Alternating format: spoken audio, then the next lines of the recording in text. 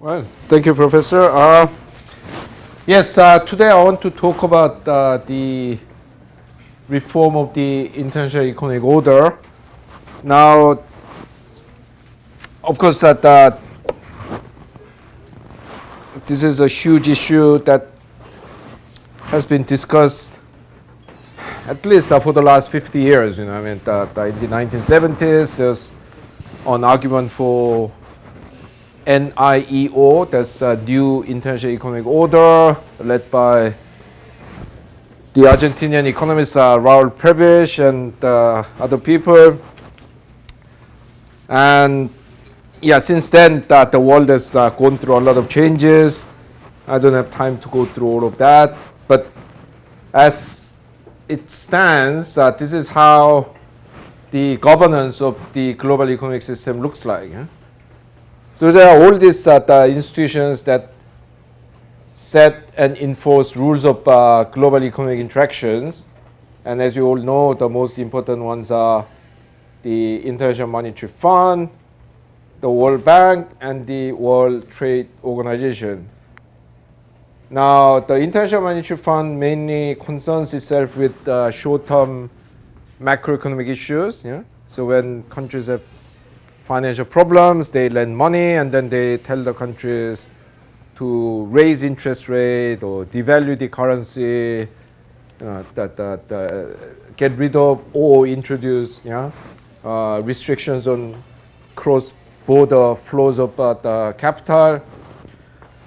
The World Bank is much broader. It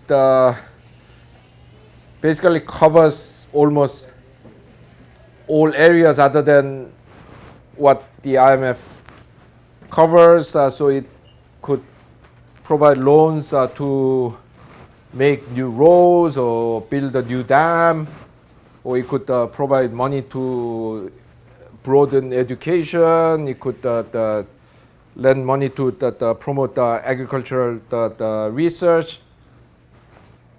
These two institutions are jointly called the Bretton Woods institutions. Bretton Woods is a small town in the United States where in 1944 the Allied forces, mainly the US and the UK, agreed on how they are going to redesign the world after the end of the Second World War. So it's a very complicated story, but to simplify it, they agreed to set up the International Monetary Fund and the World Bank. And these two, as a result, are called the Bretton Woods institutions, or BWIs for shorthand. The WTO came into being only in 1995. Actually, there was something similar to the Bretton Woods Conference in the Cuban city of Havana in 1946, where they agreed to set up this thing called International Trade Organization. Unfortunately, the American Congress vetoed this, so it couldn't be set up. So they set up a smaller organization with a much more limited mandate called GATT, G-A-T-T, the General Agreement on Trade and Tariffs. But in 1995, the countries agreed to expand the GATT to a much more powerful organization called the WTO. These three are the most important. I sometimes call them the unholy trinity because they have been doing a lot of bad things. But they are not the end of it, because there are many other international organizations that regulate how countries interact with each other. So there are various UN agencies, covering different areas. So there is, for example, UNCTAD, United Nations Conference on Trade and Development, which was actually set up by Prebisch, which is in Geneva, and it tries to help developing countries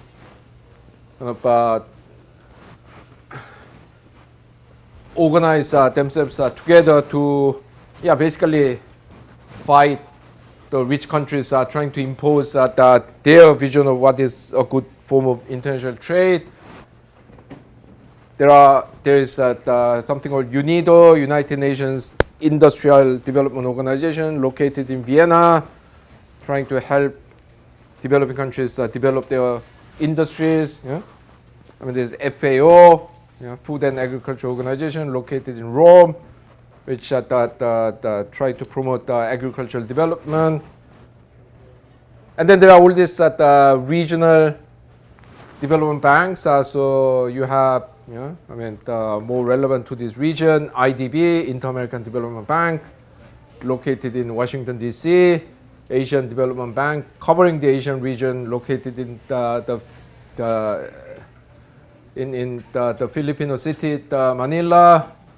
There's African Development Bank located in this country called Cote d'Ivoire. Now you have some interesting developments with some of the bigger developing countries that are trying to develop this regional development banks. So China has led the establishment of this Asian Infrastructure Investment Bank, which is really big, focusing on investment in infrastructure in Asia. And then there's also that more kind of low-key, but still at the level of policy making, got important institutions like BIS, Bank for International State Settlements, which is located in the Swiss city of Basel. This is basically the club of central banks, and then big countries, G7, the US, Germany, France, the UK, Japan, Canada, and so on, that regularly meeting to set global agenda. This was expanded to G20 after the 2008 global financial crisis. And then you also have this proliferation of bilateral and regional agreements on international trade and investment. Yeah? So Colombia has a free trade agreement with the United States. NAFTA, the North American Free Trade Agreement, comprises the US, Canada, and Mexico. And then you have these things called Economic Partnership Agreement between the European Union and groups of developing countries, basically countries that European countries that used to run as colonies. So they have agreement for example, the Caribbean, the agreement with East Africa, agreement with Southern Africa, and so on. So there are a lot of organizations that regulate international economic activities. Now, the problem or two problems with these organizations, as they are, can be divided in described in this way. First, there are problems with the contents of this governance. Yeah? So these international organizations, especially the IMF and the World Bank, but many others, they try to impose a view of international economic interaction that is basically biased towards the rich countries. Yeah?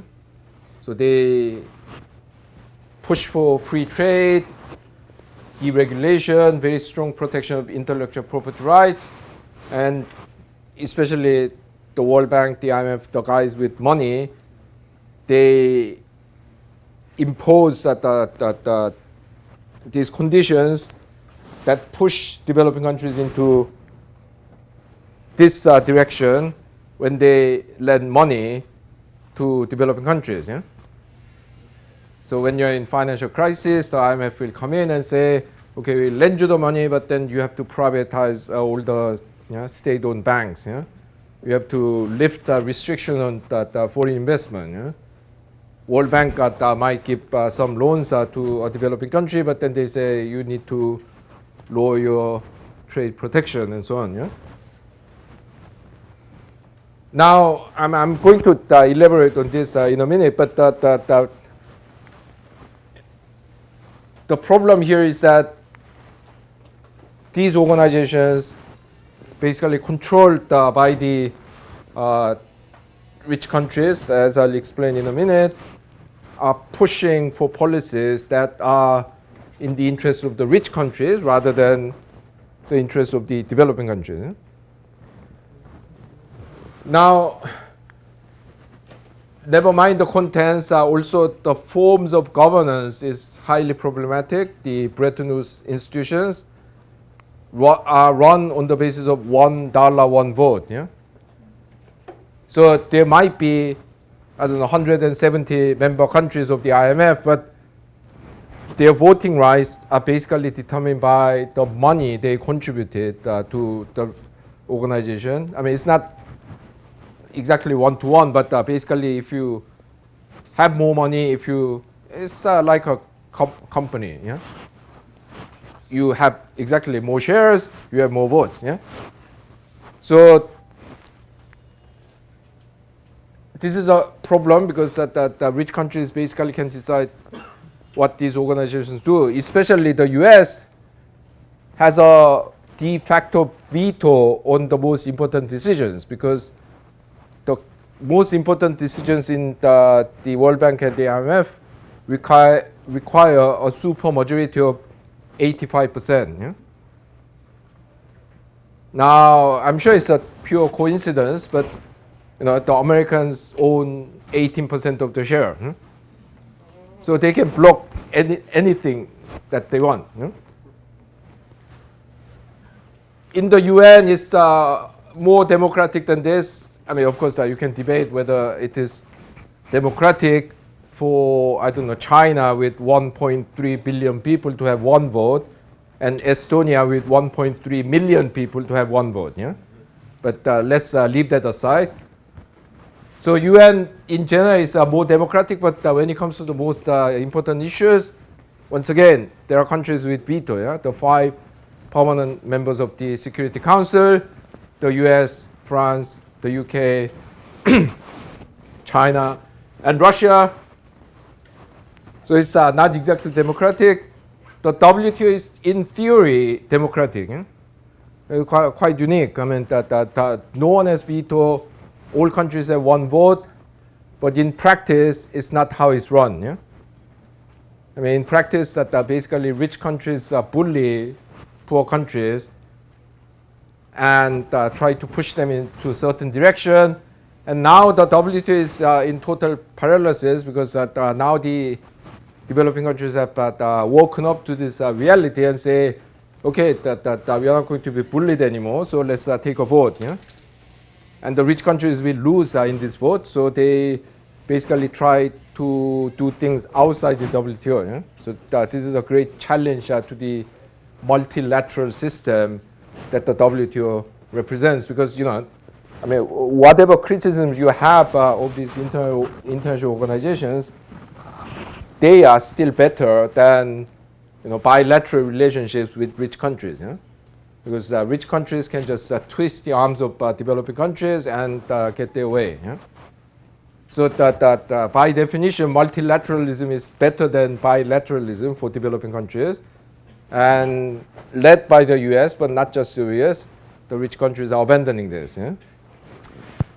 Anyway, so in terms of the contents of this global governance, I have written about this in many books and articles, but especially in these 2 books, Kicking the Ladder and Bad Samaritans. I don't have time to go through all of this, but basically I can make this slides available to you.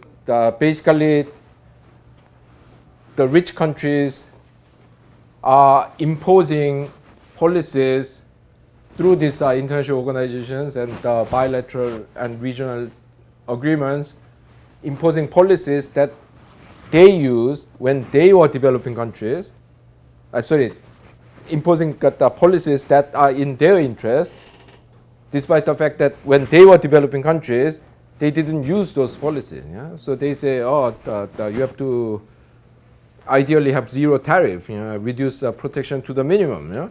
When you look at the history of these countries, especially Britain and the US, I mean, they had average tariff rate reaching 40, 50%. Today, average tariff rate of developing countries is about 10%. So they are hugely protectionist. They had import bans, quotas, I mean, there are some figures for you here to look at later. When they were receiving foreign investment, they really were tough on foreign investors. So, for example, especially Japan, after the Second World War, it was almost completely closed to foreign direct investment. I mean, today, of course, the Japanese government routinely make the submission in the WTO saying that regulating foreign direct investment is bad for economic development. They used to, basically steal other people's technology.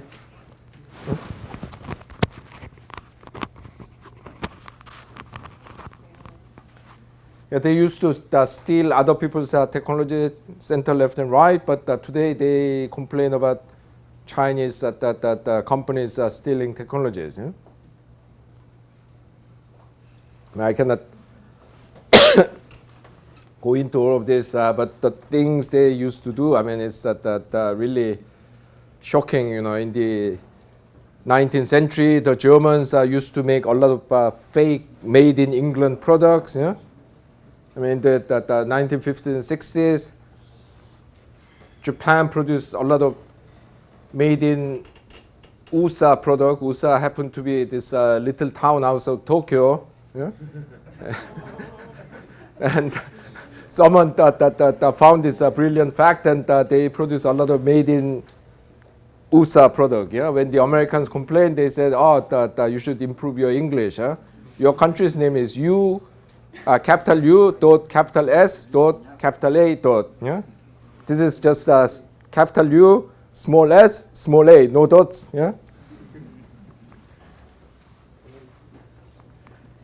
Anyway, so you have all these organizations imposing policies that are in the interest of the rich countries today rather than policies that are more suitable to the needs of the developing countries and policies that the rich countries themselves used when they were developing countries themselves. So this is quite important. I mean, that you need to change the kind of policies they push on the developing countries. But also that it's not just the content. I mean, the decision-making structure has to change, because as I said, that Bretton Woods institutions are basically one country, one vote. And actually, it's worse than that, because the share capital of Bretton Woods institutions, they basically reflect the division of economic power right after the Second World War, not today's division of economic power. So countries like China, South Korea, they are massively underrepresented. China's now the second biggest economy in the world.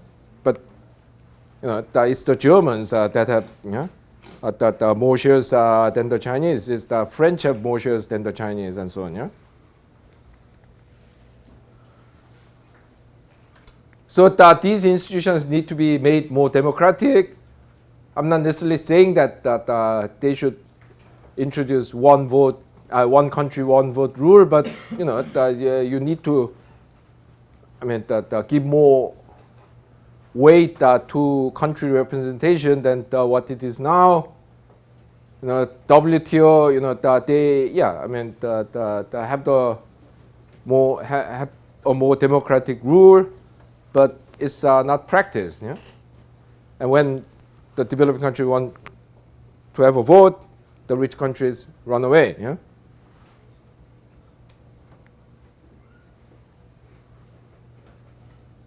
And also that especially when it comes to Bretton Woods institutions, you need to take into account the fact that the policies they adopt, these organizations, they have huge impacts on developing countries.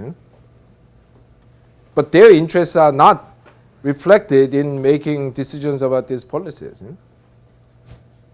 The rich countries only basically contribute money to these organizations. They rarely, although sometimes they do, they rarely go to these organizations to get money.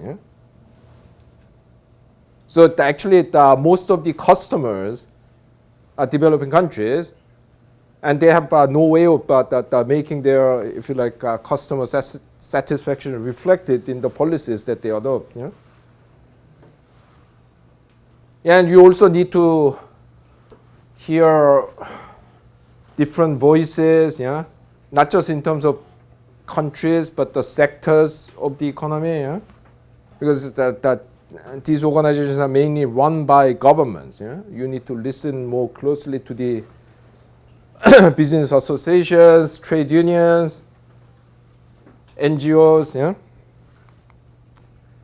And of course, in terms of content, you need to change these conditionalities attached to the loans from the Bretton Woods institutions and the rules of the WTO to allow a greater diversity of policy approaches. Because especially because they got so much criticism, so many criticisms in the 1980s and 90s about their structure adjustment program, which was like really uniform. There was very little country variation allowed, and so much so that there's this legend. I don't know whether it is true or not, but that apparently an IMF economist was giving a presentation in front of a Latin American country, say, call it Bolivia, and then on page 11 of the PowerPoint, he forgot to change the Ecuador to Bolivia, essentially because this guy was just changing the numbers in the same formula. I don't know whether it was true or not, but it was totally believable. So since they got criticisms, they say, we are very open, countries can come up with their own program and so on, and we allow diversity. But this is what I call Henry Ford principle of diversity. Henry Ford, who first started mass production of motor cars, he had this very famous mass-produced car called Model T cars, and apparently insisted that all these cars are painted black. And one of his executives came to him and said, "Sir, maybe some people want different colors. Our cars are all black. I mean, can we give them some other colors?" And Henry Ford apparently said, it can be any color as far as it's black. So World Bank, IMF approach it like that. I mean, they say, we respect diversity, countries' wishes and so on, and you try to bring them some kind of heterodox program, they freak out and say, no, we cannot allow that. And most importantly, that all these global rules, that whether they are the rules attached to IMF loans or the WTO rules or rules of bilateral free trade agreement, they should be rewritten in order to allow more systematically differential treatments for developing countries as a whole, and also between developing countries at different levels of development. So basically, the problem with the current regime is that at most you have like 3 different groups: rich countries, middle-income countries, poor countries, and then you have different rules, but only slightly different. And this is causing a huge problem, because countries at different levels of development require different policies, and this is not reflected. So that we need to change that.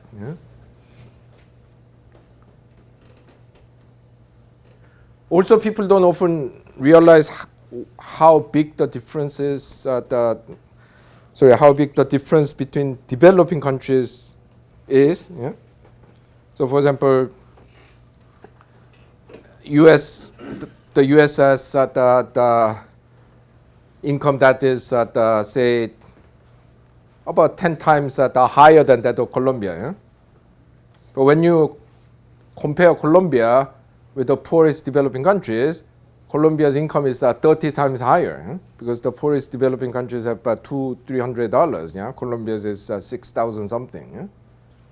So actually, the gap between different developing countries is actually quite huge. So we need to reflect that. Yeah. Finally, whenever I say these things, people say, "But we need a level playing field." Yeah? You know, if we, in a football game, say the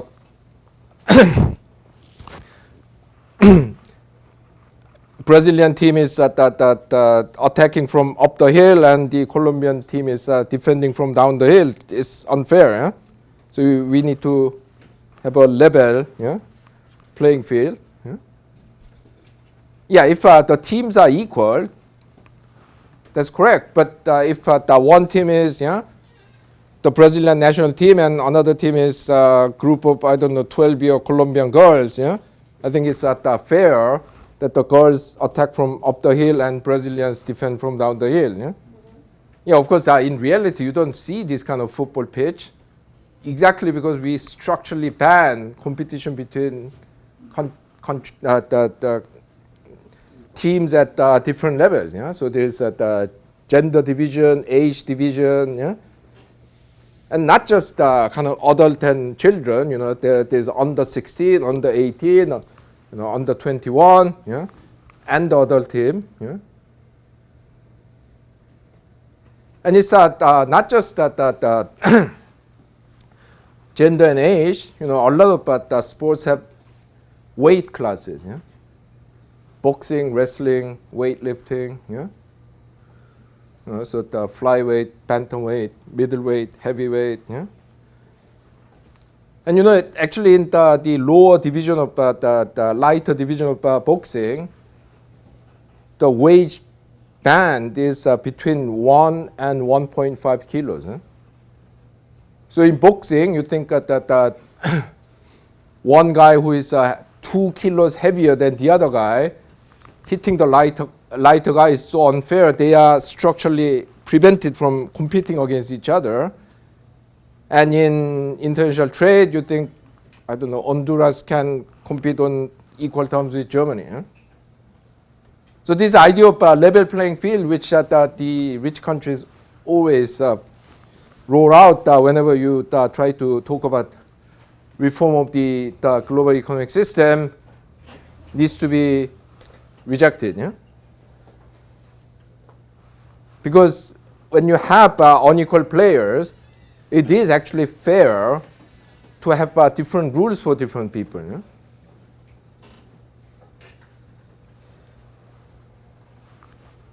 Oh. Anyway, I'll stop here. I could only raise issues really. So I expect you to ask me questions so that we can have actually substantive discussion. So I'll stop my lecture here and invite you guys to ask me questions, make comments. Thank you. Yep. Okay. Thank Yeah, you very much, everybody. Then, guys, you can formulate your questions. Well, these questions Mm-hmm. like somehow continuation from the lecture we had before lunch. Mm-hmm. I was already thinking about some kind of hypocrisy in our global trade system, but I was wondering if, after acknowledging the fact that most, or at least many, of the global problems are have a common nature, will the developed countries quit this hypocritical attitude and start maybe understanding that helping the others is also helping themselves, or will they keep with this attitude and maybe trying to figure out another way rather than this level playing field, And if you allow me, I have Mhm. a question. What do you think about fair trade in all these scenarios? Right. Yeah. Okay. Yes. Well, of course, that when you make this kind of big picture arguments, that you get to generalize. Yeah. So I was implicitly saying that the rich countries are just monolithic entities, yeah, and they have one reason. Yeah, that's of course not true. Yeah. So the reasons are quite complex, complicated. Depends on the group, depends on the ideology. So yeah, there are some people who, I mean, that would genuinely get that shocked and apologetic when they learn that they're actually pushing the wrong policies. Yeah? Because a lot of people are convinced that free trade is good for everyone under all circumstances. Yeah? A lot of people believe that foreign direct investment is the best way to economic development for many developing countries. Yeah? So when you point out that there are economic theories that say that is not necessarily the case, historical experiences of today's rich countries from 18th century England down to late 20th century South Korea and Taiwan show that you actually need different policies in the earlier stages of development, and that when you're rich, a lot of people realize that they've been doing wrong things. Yeah. However, some people have been doing this for their self-interest, yeah? Whether it's national self-interest or self-interest of corporations they represent. Yeah, and those people are not going to be persuaded by this kind of argument. They'll just keep saying, well, times are different, yeah? Or say, well, that's how the world is. I mean, the strong guys call the shot, the weaker guys follow the order. Yeah?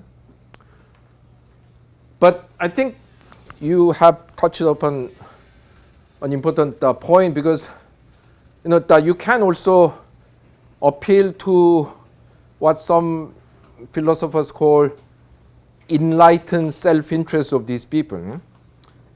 Because you can persuade these rich countries that, look, actually by allowing the developing countries to use policies that are more suited to their level of development, they can grow faster. Yeah? That means bigger market for you. Yeah?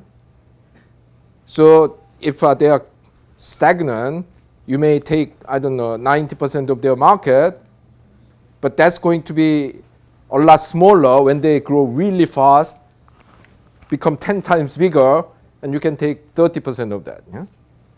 Yeah, China's a great example. I mean, just do a little thought experiment and imagine that Mr. Deng Xiaoping, when he started Chinese economic reform, accidentally picked up a copy of Milton Friedman, yeah? And launched neoliberal policies. Yeah? Yeah, it would have become like Russia. Yeah? Complete collapse in the economy. Okay, I mean, give it 30 years, it will recover to an extent. But exactly because China initially pursued very protective policies, very gradual reform.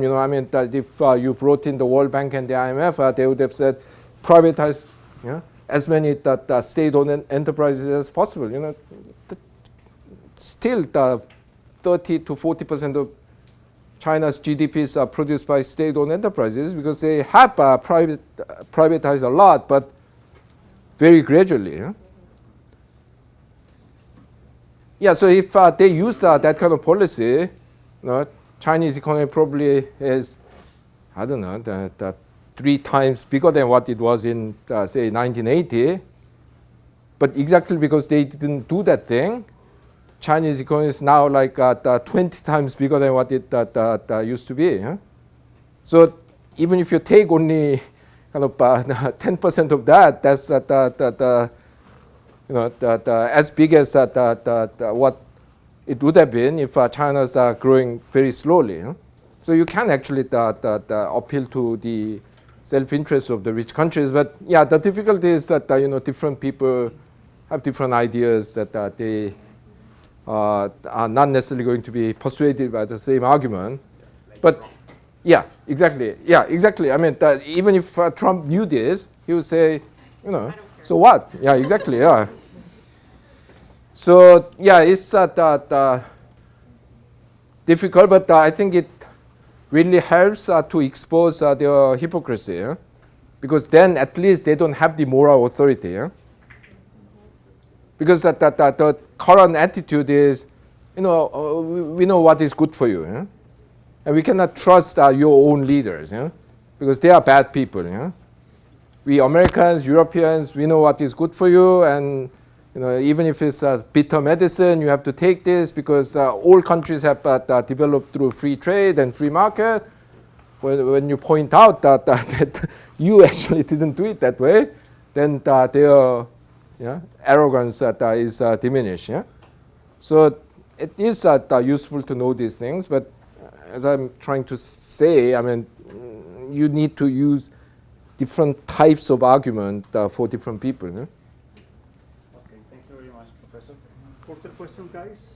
Let's formulate a round of questions so that the professor... Yeah, let's collect a few and, yeah. Please. I would like to know what do you think would be an alternative for small, economically small countries, developing countries, in order to face their socio-economic challenges, assuming that these developed rulers of the Bretton Woods institutions don't change their minds. Okay. As a law and economics student, from a legal perspective, one of the innovations, or actually one of the most current topics that has been treated, is either multi-fora solutions or forum shopping. How would you propose, due to these unbalanced playing fields on these multiple different forums, to level out these injustices or this false sense of equality? Okay, and you can be put the same question. No? Who else? Professor? Yes, you talk about the Bretton Woods institutions, which were born to face issues like balance of payments and the international monetary system, that kind of stuff, but those institutions are getting greatly involved in climate change. So I would like to know your opinion about if those institutions are like stopping countries like Colombia to adopt bold policies to fight climate change, because they always say just carbon tax. So I would like to know if those kind of institutions are really helpful for climate governance, or are just like that's excellent. Yeah. obstacle. Thank you. Yeah. Maybe one more. Yeah. Yes, yes. From like your work, I understand that one of your arguments is that depending on the theory that you use, you will understand the problem in a different way. So, at the end, how do you define which theory are you going to use? Because of the numbers? Is it the figures? Is it because of Yeah. Thank you. Okay, what do you do if these rules don't change? I mean, I briefly mentioned this to you when you asked a related question this morning. You know, saying that these organizations really constrain what developing countries can do, saying that these constraints have become stronger over time, doesn't mean that there's nothing you can do. Actually, there's a lot you can do. You know, I cannot go into the details, but you know, not everything is banned by the WTO. I mean, that you can negotiate with the World Bank and the IMF, even if you're in a generally weaker position, at least for some things. So it's actually important to emphasize that developing countries need to have a clear idea of their priorities, and when they have to negotiate with these people, they will have to choose, because you cannot get everything, but at least there are some things you can do. They need to train the trade lawyers and the other experts to know what is allowed in the WTO or not. how to negotiate in bilateral free trade agreement with the stronger countries, because once again, yes, I mean I don't know, Colombia or Ecuador trying to negotiate against the EU and the US, you know the overall result. Yeah, but at least if you have these experts who know the loopholes, who can make good arguments, you can at least get some things. Yeah, so I think it's very important to emphasize the, if you like, agency of the developing countries. They're not helpless victims. Some countries have been cleverer in dealing with these international organizations, international rules than others. And yes, I mean that a lot can be done. Yeah. Forum shopping, yes, this is becoming a problem. I think the best example is this so-called ISDS, investor state dispute settlements, because actually there are many different dispute settlement courts. Yeah? So you can actually move around to get the best deal. Yeah? When you sign a kind of investment deal with a company, they might say, if there's a dispute, we go there. Yeah, we follow the British rule rather than the American rule, and so on. So it is actually becoming quite difficult for developing countries, because they just don't have enough the resources to shop around and make different arguments. It's not exactly about forum shopping, but let me give you a shocking example about the imbalances in the negotiation resources of different countries. Yeah? So I have a former student who's a high-level diplomat in one of the African countries. It's one of the bigger African countries. I wouldn't name the country because it's quite a shocking story. He was at one point number 2 in the embassy in Geneva, which does all these dealings with the WTO. Yeah? So I was in a meeting in Geneva, met up with him for coffee, and I asked him how things are. And he said, in our embassy, the ambassador's hopeless because he's a political appointee, doesn't know anything about trade negotiation. Yeah? I mean, there are a lot of people who are just there to have a nice life. Yeah? So basically, there are 3 people in our embassy to go to all the meetings in the UN, everything, and the WTO. So they have to go to a conference on women's rights, at water, WTO, investment agreement. And he said, every day there are like 25 meetings, yeah? And there are only 3 of us. Yeah? So what do? We drop half of them, yeah? The half we divide between the 3 of us, and then we go to each meeting like 2-3 hours. Yeah? Sometimes we walk in at the right moment, make a small contribution. Some other times we have no idea what's going on. Yeah? But he said, we are still relatively lucky because there are 22 countries which doesn't even have an embassy in Geneva. Yeah? And dozens of countries have only 1 or 2 guys to go to these meetings. Yeah? In contrast, the Americans have 70 lawyers working on intellectual property rights alone. Yeah? And you call this negotiation. Yeah? So, I think that we need a serious discussion on these practicalities of how to enable developing countries maximize their negotiation power, because then you may have to reduce the extent of alternative forums. On the other hand, you don't want to make it just one, and then the rich countries will occupy that one, and make life even more difficult for developing countries. So, I'm not an expert on law and negotiations, so I don't have many more intelligent things to say, but what you have pointed out is very important. Bretton Woods institutions getting involved in climate change. Yeah, I think there are 2 levels of problems here. One is what some people have called mission creep. Yeah?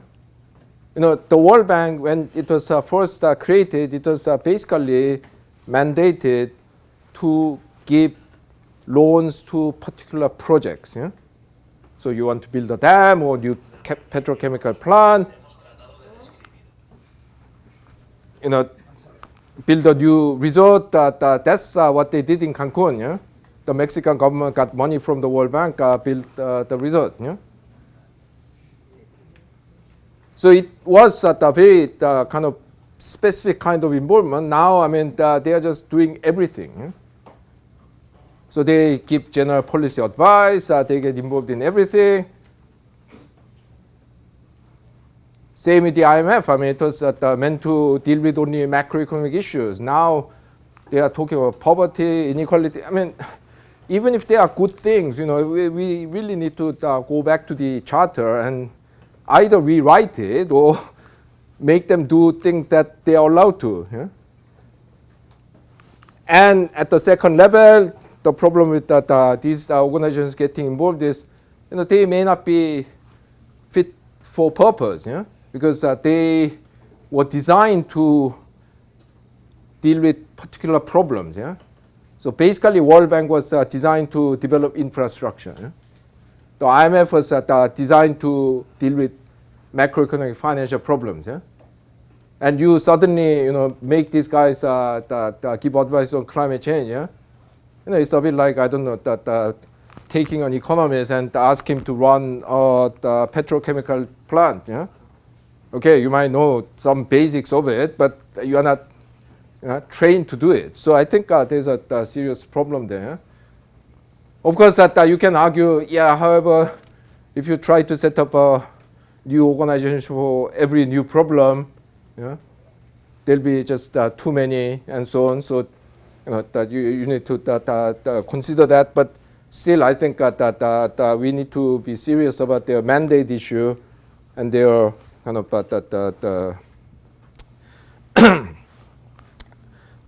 very design. Yeah.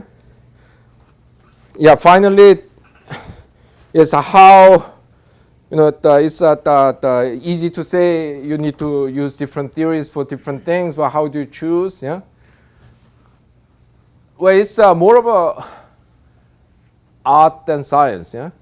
But first of all, you know what are the main questions that each different economic theory is interested in. Yeah? So yeah, Keynes is a great economist, but you know, he's a macroeconomist. He wasn't really interested in economic development. Yeah? He was mainly interested in the problems of mature economies and macroeconomic management. Yeah, so if you're interested in the economic development of countries like Colombia, you know, Keynes is not that useful. Yeah? So that you can first filter things out in that way, because you know, basically all theories were designed to answer particular problems. So depending on the problems you are looking at, you can actually eliminate a lot of schools of economics as not very relevant. I mean, not totally irrelevant, but you know, if you are interested in innovation, you know, you have to read Schumpeter and to an extent Marx and Latin American structuralist school and so on. Yeah?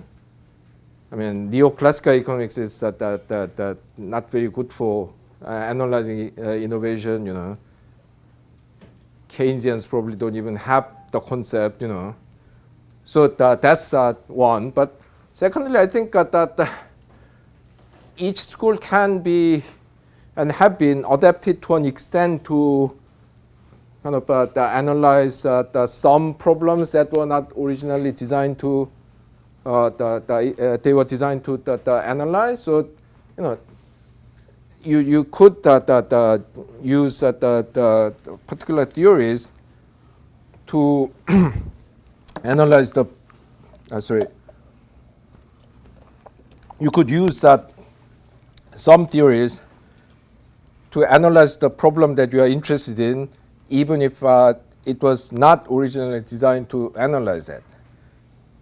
Then the kind of question you have to ask is, does this the theory have fundamental congruence with my view of the world? Yeah? So yes, I mean you can use the kind of say neoclassical theory to analyze innovation to an extent, but if you believe that the world is full of fundamental uncertainty, as Keynesians and actually Austrians and Schumpeterians have argued, then the version of the innovation analysis that you can construct with neoclassical tools will be quite inadequate, because the neoclassical economics just doesn't even have the concept of uncertainty. I mean, it's all in neoclassical economics, it's all the calculable risk. Yeah? So, depending on how you understand the world, you would choose particular theories, based on your assessment of their fundamental worldview. Yeah? Is the world uncertain? Are people rational? Are people selfish? There are some fundamental assumptions that you could look at, and then, and thirdly, I mean and probably most importantly, that I think it's important to recognize that the world is, well, I mean, to put it a bit more dramatically, that one of my mottos is that life is stranger than fiction. No, really, I mean, theories are always limited, because they start with certain assumptions. They have to, without certain assumptions, you cannot build theories. It's not an inherent criticism, but that you have to realize that in the real world that there are so many weird things that you would have never designed if you were trying to design a well-working economic system with a particular theory. I mean, that Singapore is the best example. When you read about Singapore in the financial press, in standard economics textbooks, we'll only hear about its free trade policy and its welcoming attitude towards foreign investors, which it has. You will never, however, be told that 90% of land in Singapore is owned by the government. 85% of the housing is supplied by government-owned housing corporation, and a staggering 22% of GDP is produced by state-owned enterprises, including the famous Singapore Airlines. Yeah, so I often challenge my graduate students, look, give me one economic theory, doesn't matter what it is, Schumpeterian, Marxist, neoclassical, one economic theory that can explain Singapore single-handedly. I dare say there is no such theory. Another example, Sweden is one of the most equal society in the world. But did you know that that country has literally the most concentrated corporate ownership in the world? Far worse than the Latin American oligarchy, because one family basically controls half the Swedish corporate sector. There's this one family called Wallenberg family, spelled Wallenberg in the English, but read Wallenberg in Swedish. This family has a controlling stake in the Swedish companies whose collective capital market capitalization is basically half that of the Swedish the stock market. Yeah, so how do you build one of the most equal societies with literally the most concentrated corporate ownership in the world? Once again, I mean that you'd have never guessed that this was possible if you started from your economic theory, whether it's neoclassical or the Marxist, you name it. So you really need to in order to in choosing, and I'm saying it in a very convoluted way, but in choosing the theories that you want to use, you first need to be informed by realities quite a lot. Because when you know these complex realities, you will be skeptical about theories that are too neat.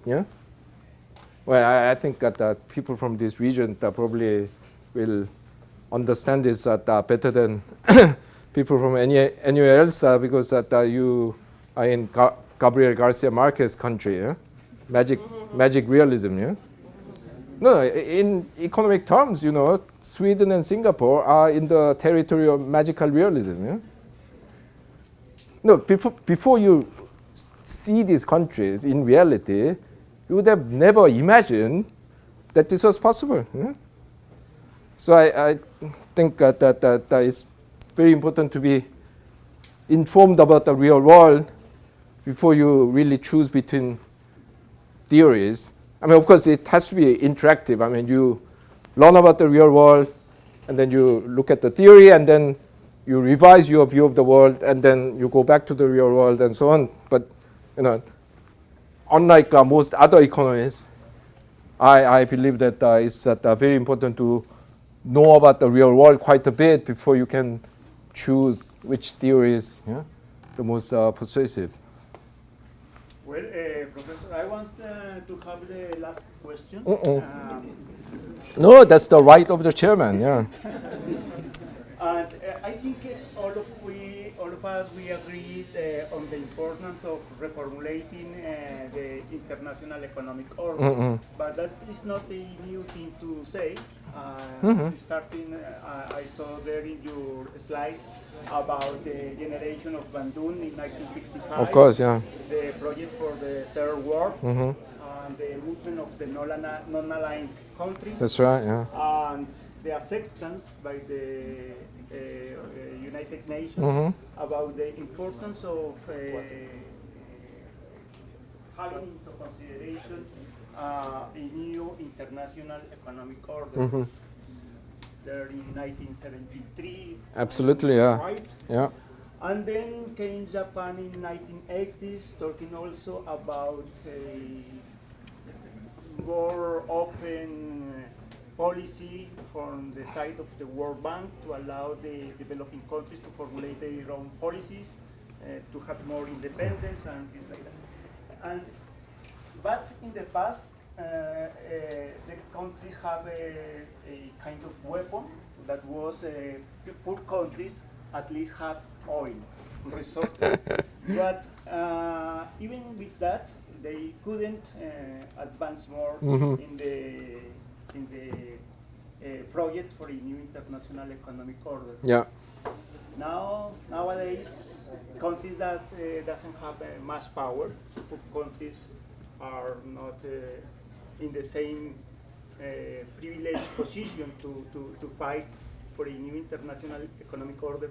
So my question is, what are the real chances developing countries have today to ask for a new international? New international. That's right. Thank you for that important question. Yes, I mean that this call for reform of the international economic order is nothing new. I mean,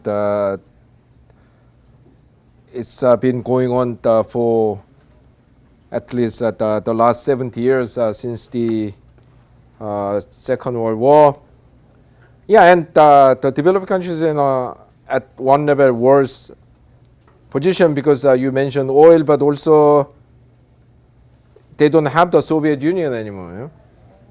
No, because in the old days, I mean, a lot of developing countries played this game. I mean, India was very good at it. You know, they want something from the Americans, ask for it, they don't get it, and then they say, "Oh, we are going to go and talk to the Russians." Yeah, and the Americans say, "Oh, yeah, I have some of this." Yeah, now that's gone. Yeah, so at one level, the developing countries are much weaker in their bargaining position, but at the same time, I mean, things have also changed in their favor. You know, the Soviet Union might have disappeared, but you know, you have China. Yeah?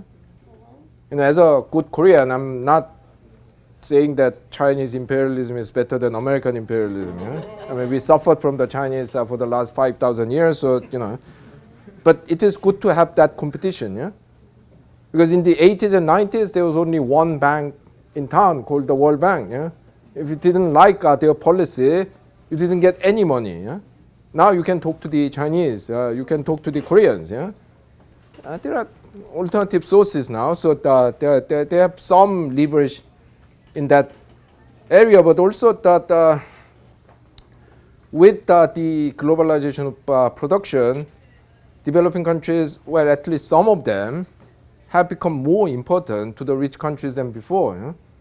Because in the old international division of labor, it was developing countries, get copper out of the ground, oil out of the ground, grow coffee, and then everything was done by the rich countries. Yeah? Now there are many developing countries that have serious position in the global division of labor. Yeah? So they cannot be as mistreated as before. So I think there are many conflicting forces, but yes, I mean, I agree that, compared to the 1970s, probably their overall position is weaker, but I think that there have also been some developments in the other direction, so the situation isn't as bad as it might look. Yeah?